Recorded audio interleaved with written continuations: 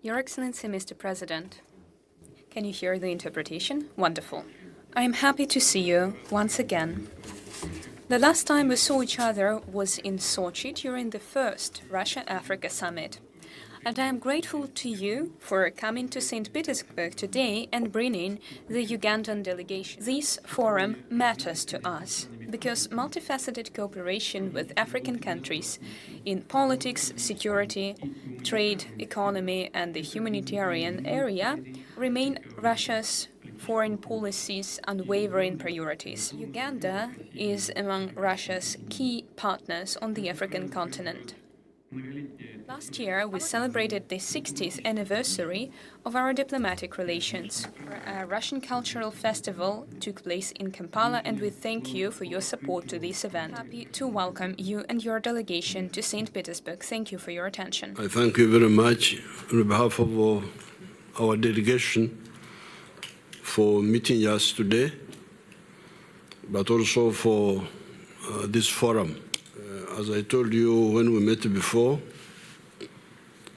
and as I will be saying in some of my speeches, the relationship between the Soviet Union and Africa was very crucial for the liberation of Africa. We tell whoever wants that, look here, the Soviet people are the first who stood with us when we were fighting against colonialism. Coming to modern times, we can cooperate in economic development because there is big potential, and we have already started. I thank you very much for the laboratory, and I thank you for the scholarships. Even in the past, we have had many of our students studying here. We have built electric vehicles in Uganda.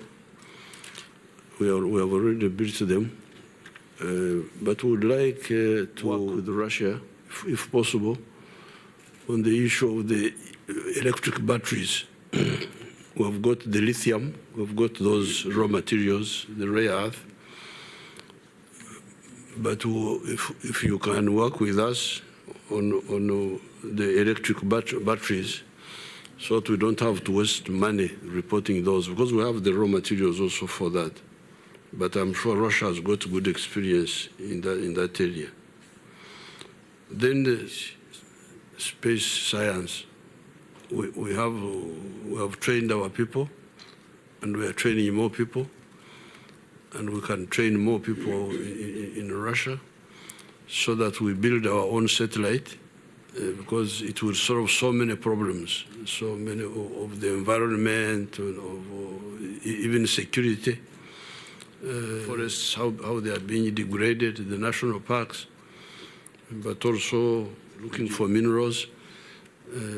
So we're very happy if Russia was to work with us on the issue of the satellite. This is some idea which I want to put to Your Excellency. You see, the problem with Africa since independence, Africa has had many problems in the last 600 years. We had slavery, then we had colonialism, then after independence we have been having neo-colonialism, and we have been struggling with those.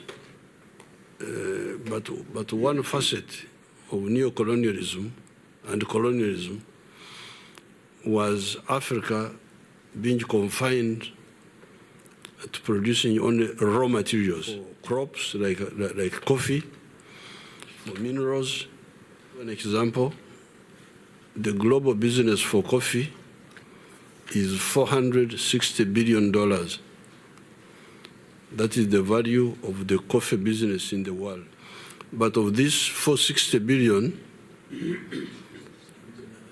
the coffee producing countries of the whole world share only 25 billion. And Africa shares only 2.4 billion of the 460 billion. You see, this is the biggest stunting factor. Why the African economies are stunted, they don't grow. Because all the value is taken by other people. Germany earns more from coffee than the whole of Africa. Germany earns $6.85 billion from coffee, while Africa earns only 2.4 to 2.5 billion. This is the big scandal. So what I want to propose to Russia and China is to discourage, by policy, the importing of raw materials from Africa, to instead work with the Africans to add value at source. This would, within a very short time, transform the economies of Africa from low income or low middle income to high middle income or even first world. Because, like in the case of Uganda, everything is in place now, production is high, but we are still producing raw materials.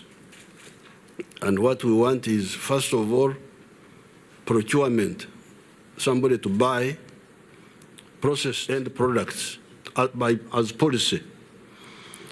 Because like in the European Union, if you import unprocessed coffee, it enters the European Union zero tax, without tax. But at some point, if you add value to coffee, they were putting a tax, 17%, to block the entry into Europe of processed coffee.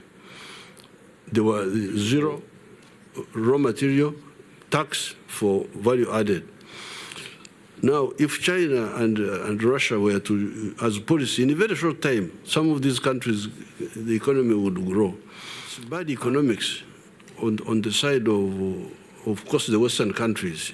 For instance, if we were to export processed products to USA or to Europe, and we earn more money, our purchasing power would go up, we would have more money, and we would buy more European products.